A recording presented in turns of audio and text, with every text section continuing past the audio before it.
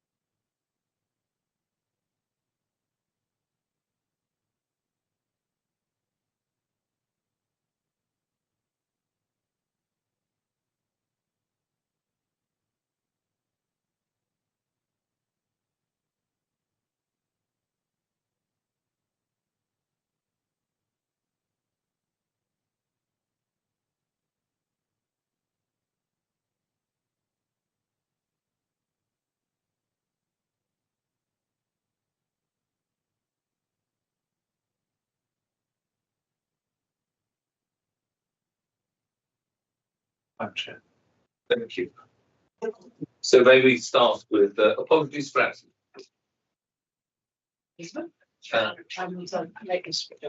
Okay, we've got the latest of your second declarations of interest. Where any member hasn't had any disclosable interests. Answer to that is no. So swiftly on to the minutes of the previous meeting. On the 12th of February, which have been submitted. Do we have any comments at all? No. Are we happy to approve these minutes? Then I will sign the minutes with this magnificent pen I've been provided by Douglas Simpson. If I can open it. Oh, right, here we go.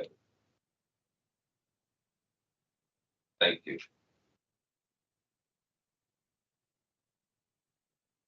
So if we can turn to the first item on the agenda, the Q3 Financial Monitoring Report 24-25.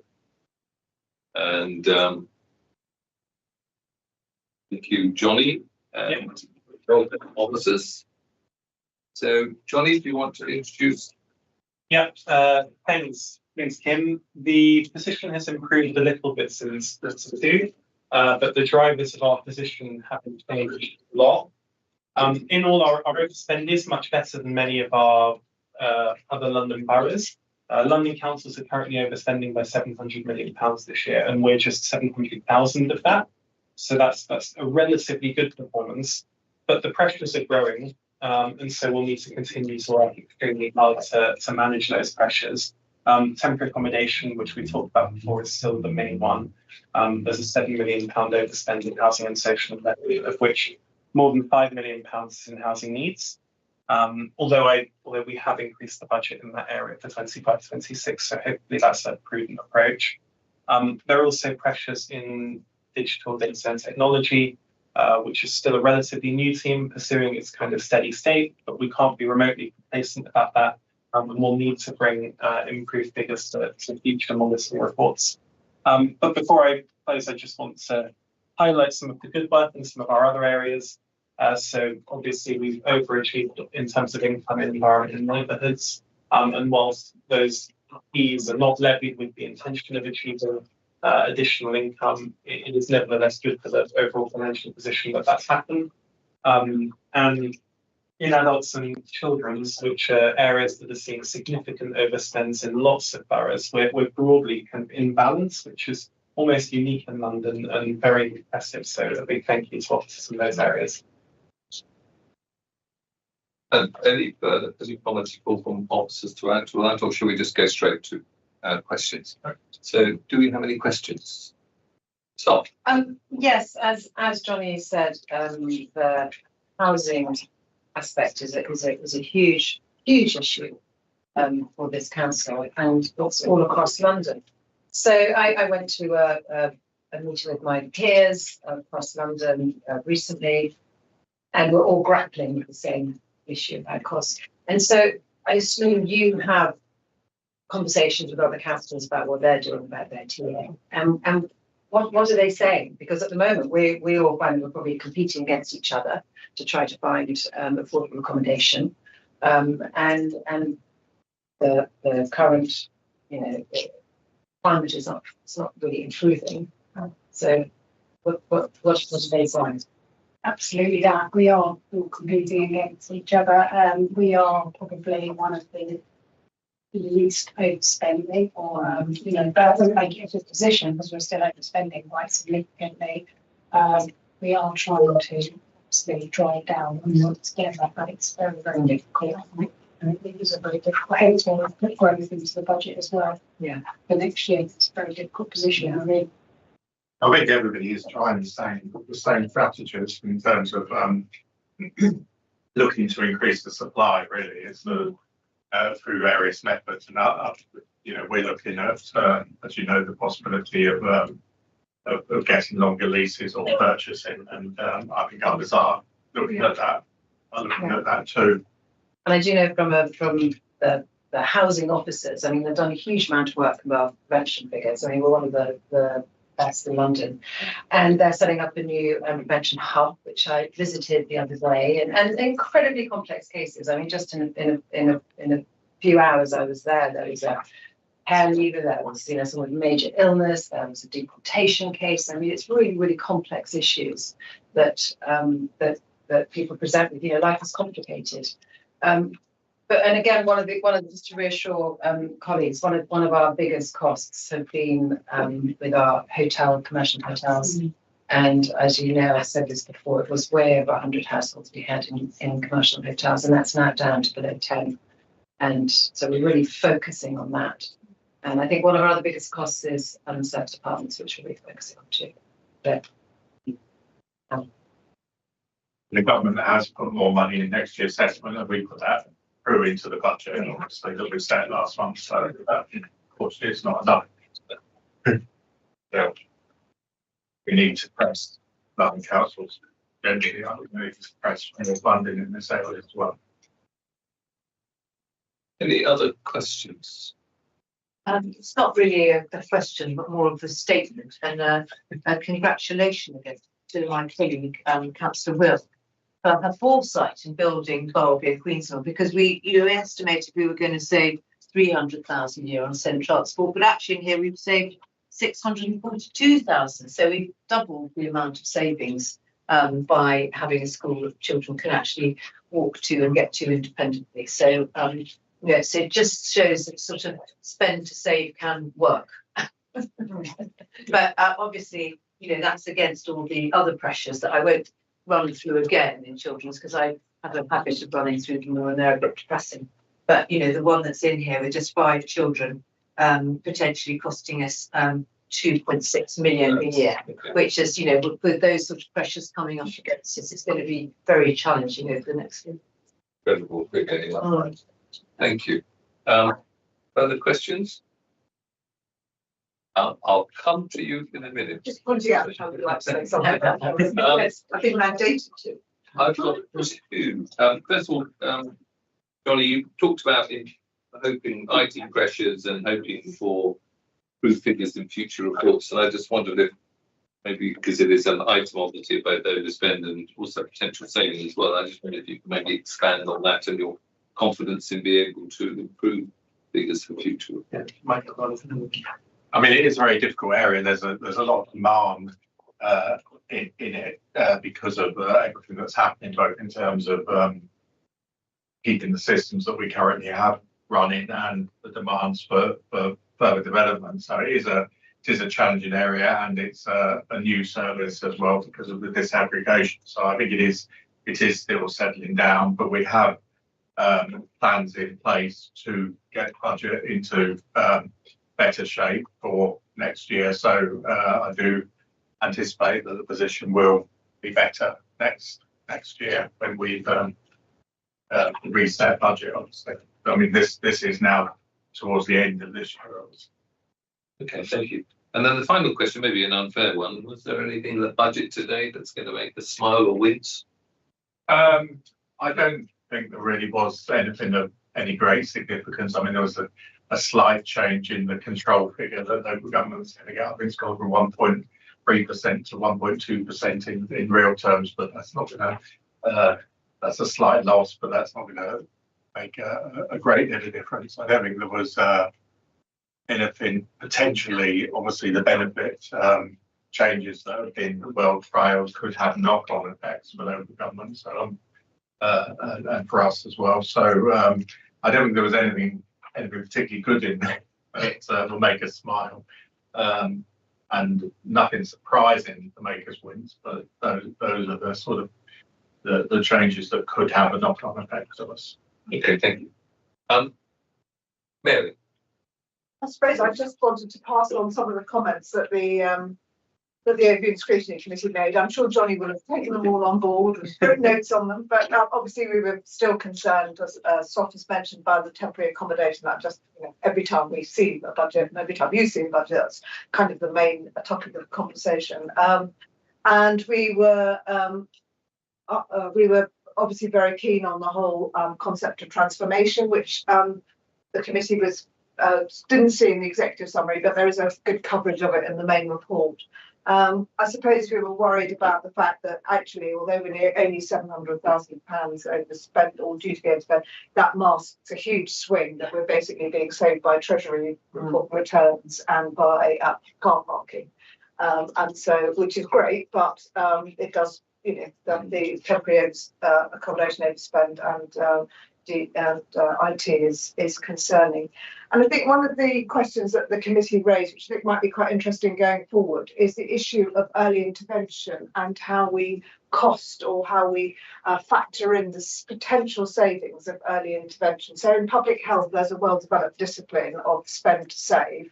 And we're not sure that it's quite so well entrenched in children's services and adult social care. We've been a borough that's really invested in early intervention in both spheres, helping people early on to keep them out of hospital and so on. And there'll be a temptation as budgets get squeezed to stop doing that or to do less of it. And have we got the metrics, and are we developing the metrics or learning from academics about how to really look at that properly in future, so we don't cut off our noses to spite our faces? So those were some of the comments. Thank you. Comments. So, are there any further? Oh, sorry. So I just wanted to ask one question about the housing revenue account, because there is adverse movement on that. And in terms of what's your opinion in terms of the overall movement on that in terms of the overall budget? I mean, it seems a relatively small amount, but it is a shortfall. And you can see where it's coming from. And, we spent more on repairs and maintenance and utilities, insurance and state management than is planned. I don't know. You could add it over there. I'll say Chair, can we bring I'll just say it is Thank you. it is, I mean, to not just say in summary, obviously it is a budget that we're keeping a lot of big eye on, because it is under a lot of pressure here and also elsewhere. One other council, now the position is set on the court notice on its HRA. So there is, it is an area that, again, as Johnny said about the general fund, I think it was mainly referred to the general fund. It is also another area of pressure for local government generally. Yeah. So we've had increased utilities costs. We get that back though in income. Get that straight away. That factors into the forthcoming service charges.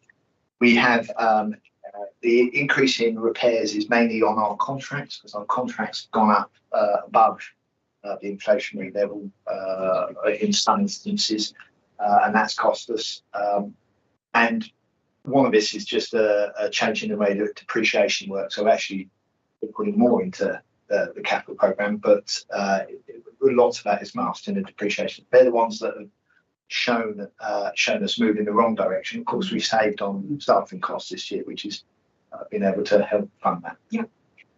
Thank you. Right. Sorry, can I, sorry, now you come up to the opportunity of asking you a question. So obviously we're spending a significant amount on repairs on buildings.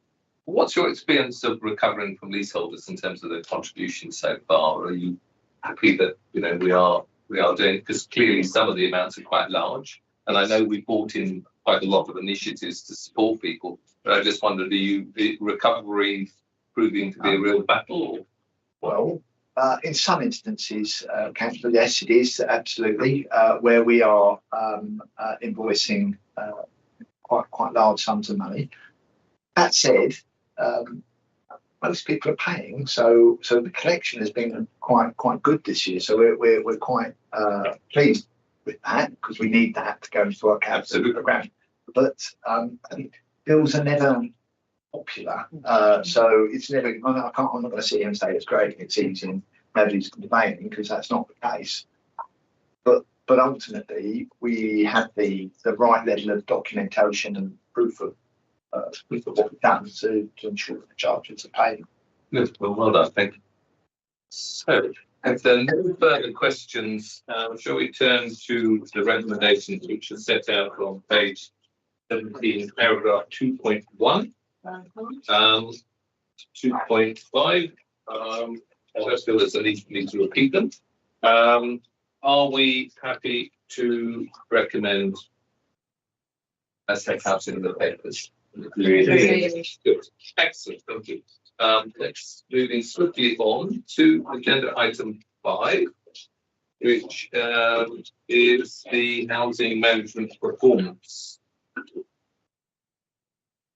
Thank you. Welcome again.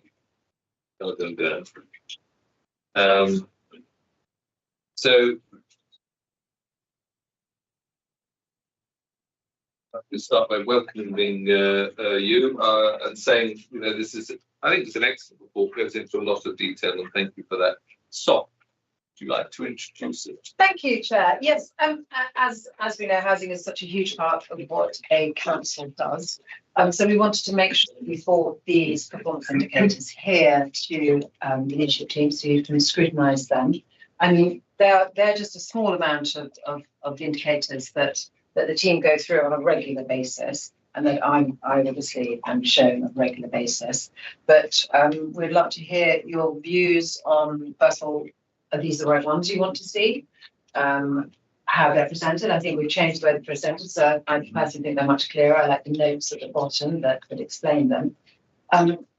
Obviously, there are some red flags in here, which I've really quizzed the team on, and they can answer these again tonight. You know, primarily decent homes and our fire risk assessments. Voids is one thing here, which I'm always quite keen to drill into, because, you know, again, as we talked about earlier, with the housing crisis in London, we can't afford to have flats just sitting empty while work is being done. So we're really working hard to turn these voids around as quickly as possible. And I know that Doug was focusing on that recently. As Kim mentioned earlier, we are spending a huge amount to get our stock up to decent standards. From over 10 years, we're spending over 700 million. So that's from 2019 up to 2029. And finally, the very last bit, I'd like to draw your attention to some positive news at the end. Our tenant satisfaction surveys, which is at 68%, which is, I believe, is one of in the top quartile in London. Is that? So we won't know until they're all published. Okay. We have to publish by the 30th of June. We're intending to publish these on the 1st of April. If it was last year's results, then yes. Okay. Okay, but so we'll wait and see. Okay, well, thank you. It's up 5%. So. And I just really want to thank you, all the officers, for pulling this together. I think it's a very clear paper. And it'd be good to take questions. Thank you. Good, thank you, Johnny, and straight up. Yeah. So thank you, first of all. As Kim and Sophie said, I think this is a really good paper that sets out lots of helpful information. I wanted to put on my complaints tab as the kind of lead member for corporate complaints, and just probe kind of how that's working, because I know in the past it's been an area of variable performance. Is your handling of complaints going well? what has worked, and is there additional support the corporate complaints team can give to help you get to the standard that we all want the council to get to in this area? So yes, there have been some operational issues, I'd say, in terms of our complaint performance during the year, where we were having difficulties in terms of getting them to the people to answer them as quickly as possible. And lots of that was because we moved from one computer system to another. We're now all on iCase, so actually it's easier to monitor, but we were on a separate system. We've ironed those issues out. The last couple of months, January and February, have been response rates have been over 90%, and lots of that has been done in conjunction with colleagues in the customer services team, and we've agreed processes to make sure that things run quite smoothly now. So we're reasonably happy about that. It is always, there's always a sort of slightly not quite full with me sometimes. It is contingent now on us keeping hold of the staff that are responsible for doing that, and it's a small team. So if something happens, then it leaves us open. So what we're trying to do, make sure there's people trained in across our business to make sure that they can book in and deal with complaints. And I've made some management changes to bring the management of the complaint service, because of course we have high volumes of complaints not only in housing management, but also in housing needs, and so we're trying to run as much as possible as a kind of single service with some flexibility and resiliency across the two. And we're still making some fine tuning to that management structure to make sure it's as effective as possible. I guess the other thing I'd say about complaints is most of the data that you can see here is about performance against the targets for timeliness of turnaround and the escalations between the different stages. Crudely, when you're dealing with complaints, there are three things that are important. Firstly is the time which you're turning them around, and that's very clearly set out here. Secondly, there's the quality of the response that people are getting. And although there's no direct measure of that, obviously the number of escalations is slightly a proxy for that, because you'd expect the higher the quality of the initial responses, the fewer escalations there would be.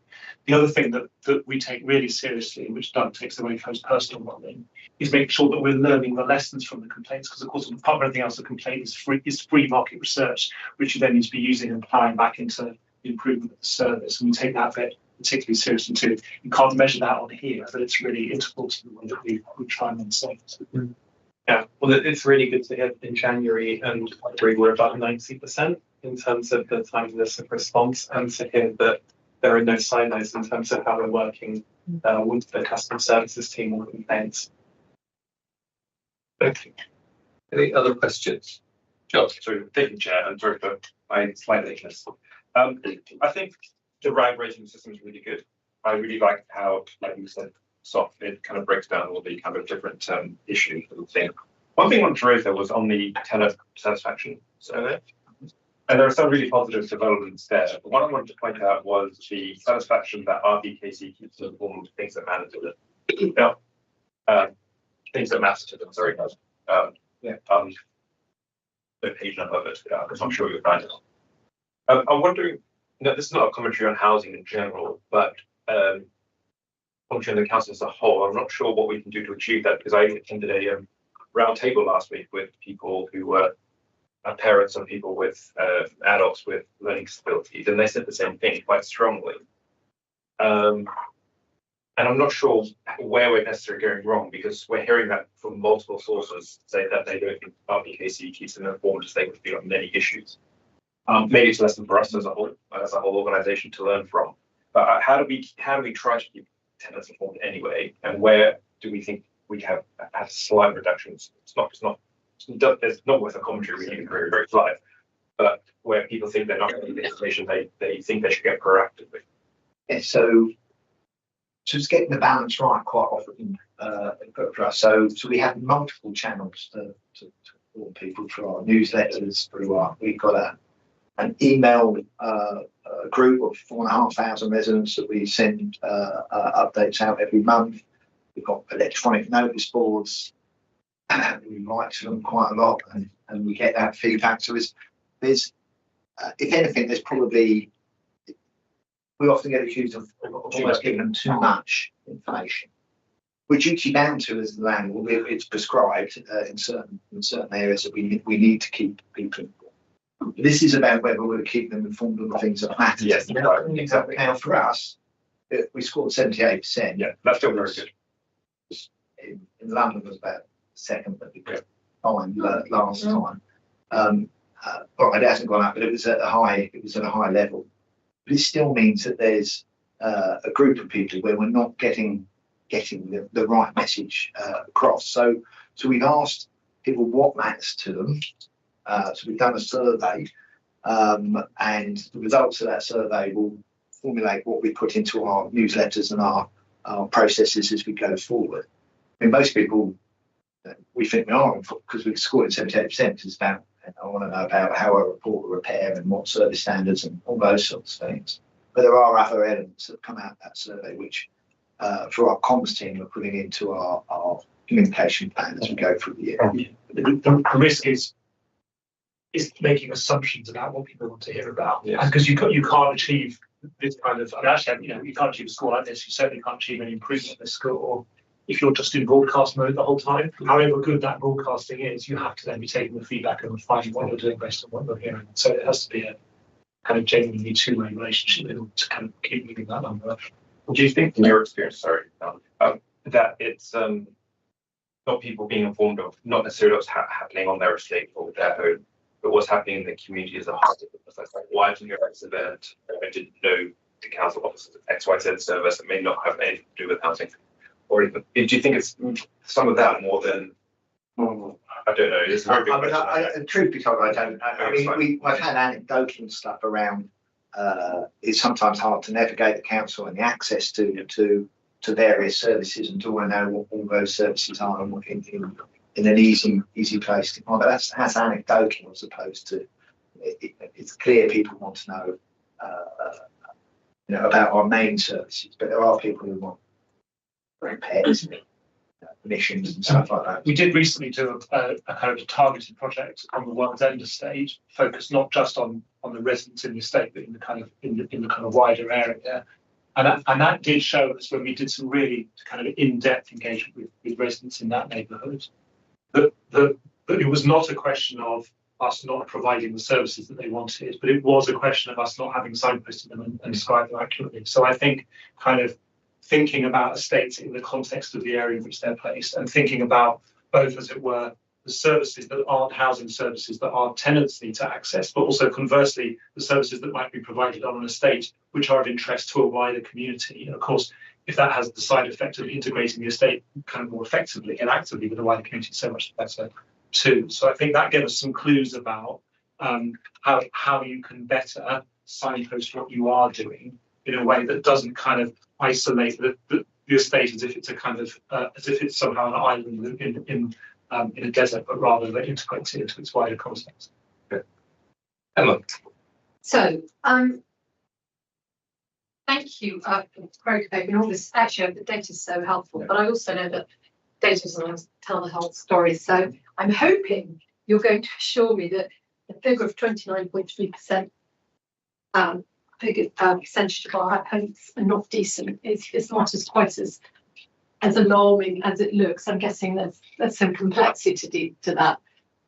No, it is. I'm hoping, yes. So this is probably the area that we're mainly concerned about, which is to get us to decent homes. We think is going to take us another good sort of 4 years to get to where we need to be, and it is the thing that we've discussed with the regulator since the regulation changed on the 1st of April.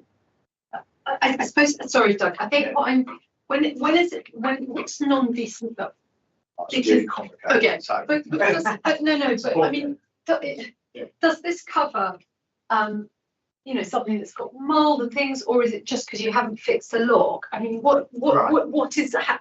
Because I get no sense of whether from that description of how bad non-decent is. I mean, so you can have properties with multiple facets which fail the decency standard. Decency standard has a number of points to it, and it can vary from you're not having the right, right new roof or windows or Okay. kitchen or bathrooms.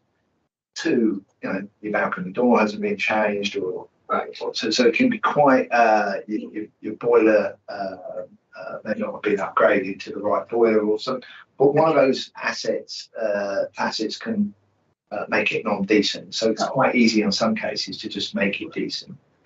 But there are others where it's a multitude of things. And the other thing that's super complicated is sometimes you found one particular asset because that's one is a killer. Sometimes you need to have at least 2 in a particular category. So it's not a straightforward process. We know exactly where our data is. We know what properties are where and what it's failing on. And we've got a plan to get to where we need to be.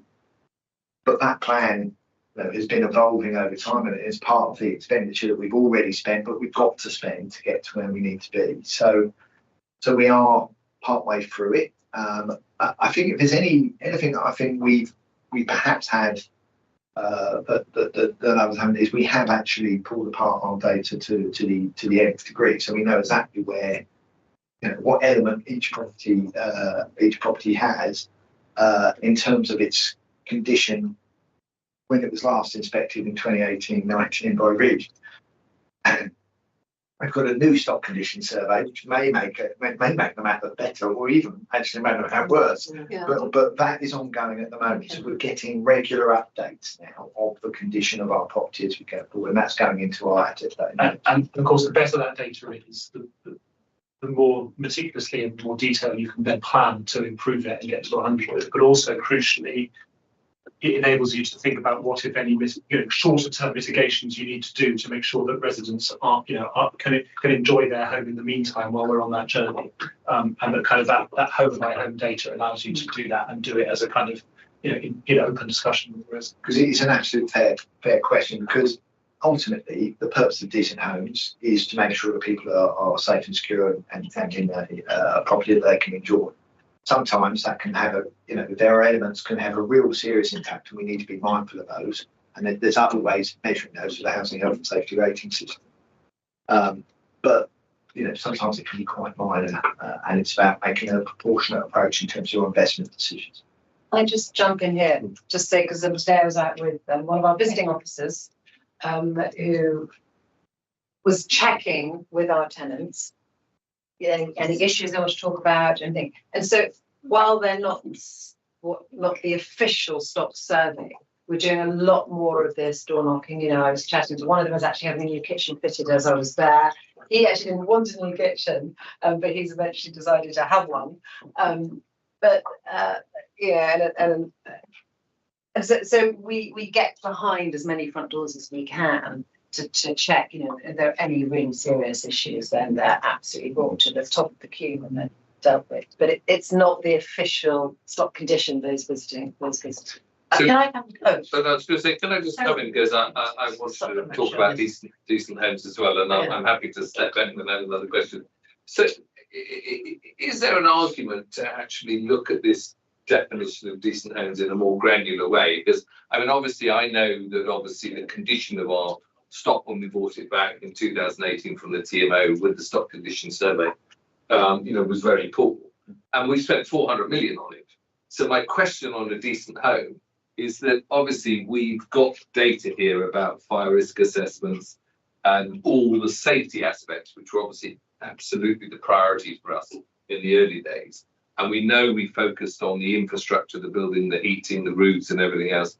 So what I would want to understand is if the 70%, which by definition are not decent. it's the other way around. Other way around.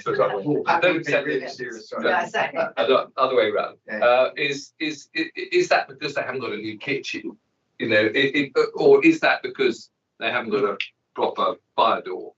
So in terms of that definition, it's a bit of a blunt figure for me. So we do have that data. I can assure you we've got that data, but it varies considerably. So I can, off my head, I can't tell you how many are failing on particular each one, but we do have that data. I can Perhaps we can keep it as separate. But it's exactly that data which then enables you to make informed judgments about how to prioritise the intervention. Yeah. That Yeah. period. That was my question actually, was then how do you prioritise? Is it the one that's got the most things that stop them being, or is it the one that's got the least, which will take your numbers down? That was a bit Right. cynical question, but. So I think our plan really is to get to the completion of decent homes by a particular time. So it doesn't make, if you've got properties with multiple facets that need to be, it doesn't make sense to just go and do all of those, which might, because they might be different. You might want to put them into separate programs. So your mechanical and electrical is dealt with your mechanical and electrical, and your building fabric is dealt with your building fabric. It means I think it's probably realistic to expect if you were looking at a kind of graph of decency, that there might be a bit of a hockey stick effect. That actually, because as Doug says, the way you commission the works tends to be on a kind of component basis rather than a home by home basis. The towards the end of that 4-year period, you'd see a lot come into decency kind of as the final components lost into place. And I think that's probably the profile we should expect to see because of the way that the works are commissioned. Thank you. Other questions? Sam? ASB, I know it comes up a lot, and I just want to thank you, actually, your team, for all the work they did in World's End, because following that terrible incident, they worked really closely with police and community safety and got the injunctions, and I think the residents were really grateful for that. But I guess that what concerns me is that there's a survey, the press survey, there's only 16 responses on something that's so important to people. So what can you do to address that? And is it worth you talking to Grenfell Partnerships team? I mean, they did all that consultation successfully, I think. And maybe there's some learning from them you could put into this survey. But it just really concerns me that it's such an important issue. 16 responses is nothing. So, and we used to get 60 or 70 a year. So last year it dropped off significantly. It's dropped off a lot more now. So we've met with K West to go through, well, why is that? Because we've been doing a survey. What we're then going to do is, so what we've decided to do with them is have a focus group with the people who experience that social behaviour and haven't that.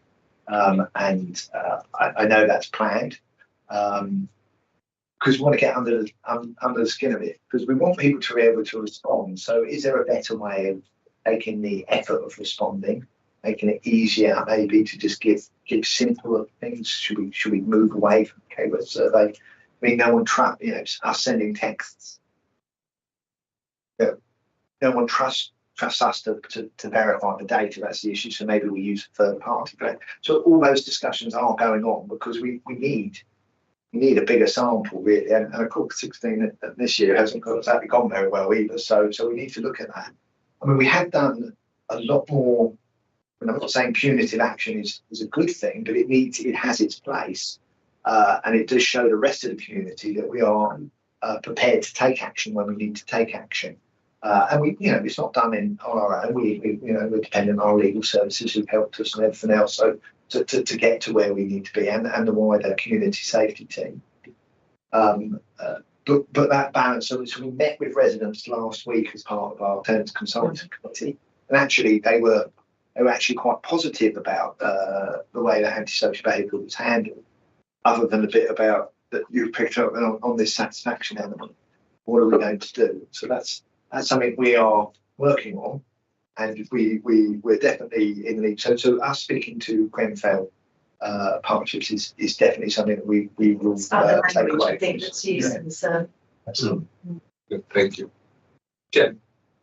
Thank you. This is obviously going to be incredibly disruptive. It has been incredibly disruptive for our residents and will be for the years ahead.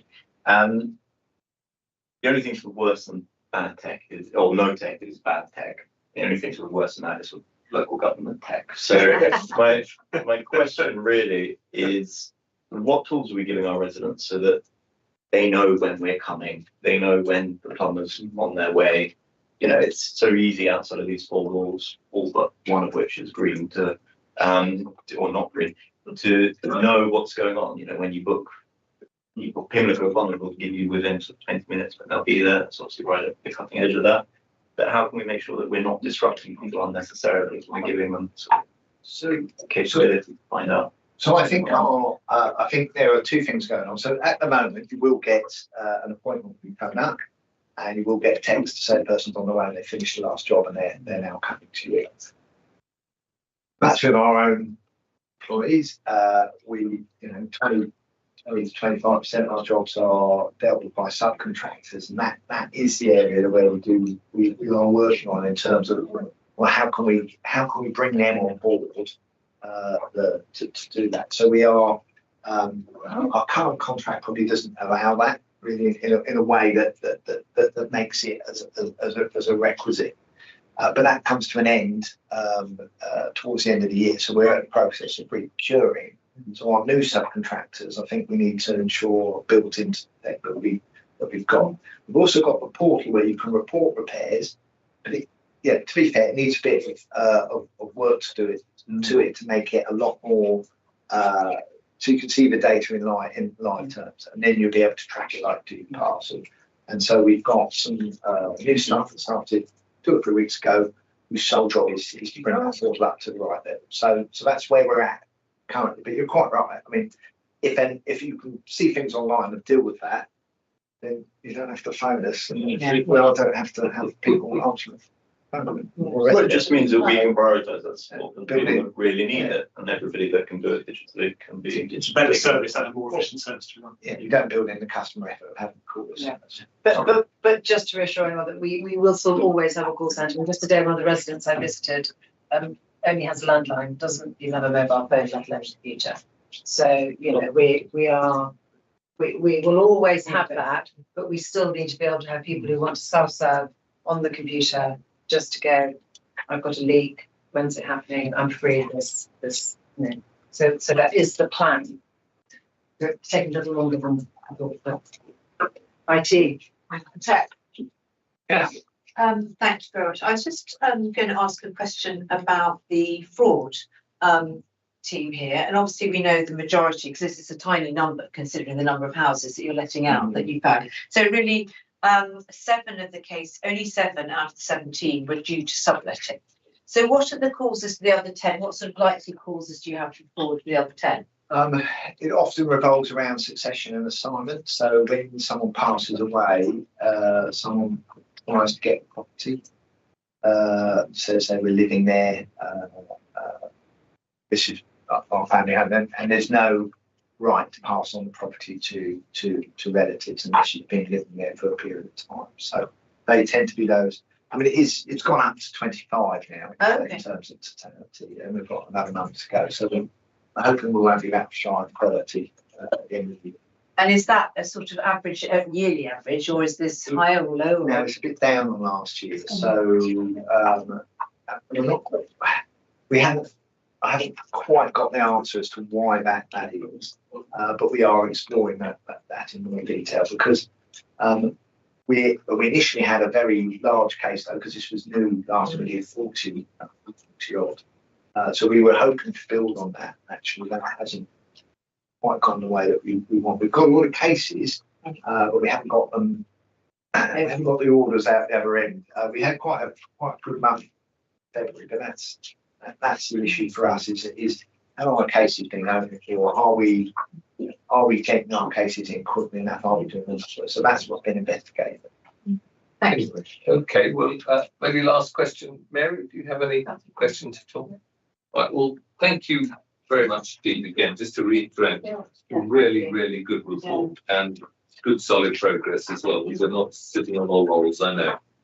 So there is a recommendation now to page 119 at the front.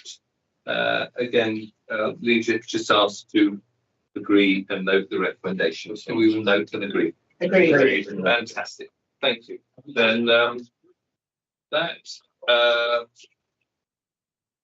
is any other written public items? No. Exclusion privilege. Okay, well then I will declare the meeting closed and thank you all for your attendance. Thank you. Thank you. Excellent.